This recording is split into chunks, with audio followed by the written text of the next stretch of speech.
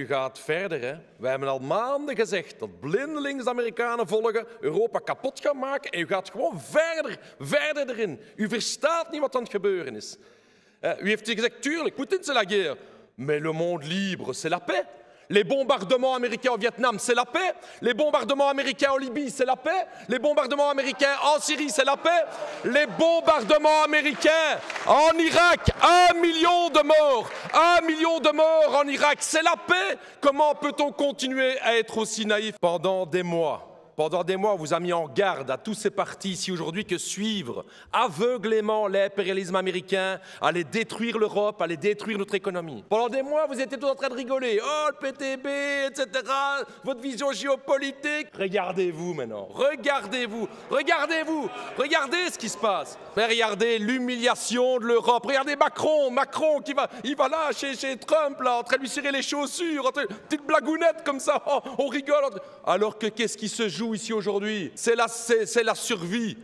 C'est la stratégie de l'Europe qui est en jeu ici aujourd'hui. De Amerikanen gaan altijd voor hun eigen business nadenken. Regardez le deal sur les minerais. C'est clair maintenant. De grondstoffen van Oekraïne in de pocket direct voor de Amerikaans impérialisme. C'est ça, monsieur le Premier ministre. Regardez au niveau de l'énergie, la même chose. Ils nous ont vendu leur gaz de schiste 3 ou 4 fois plus cher, les Américains, pour se faire de l'argent. Est-ce qu'on va continuer à suivre les Américains? Vous n'arrêtez pas la déclaration gouvernementale « America, America, America ». Comment peut-on continuer à être aussi naïf? Continuer à leur acheter des milliards d'armements? À nouveau, l'argent. Alors, je vais vous le dire, hein, mes collègues ici.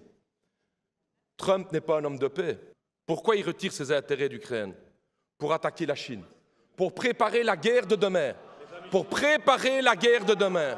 Évidemment.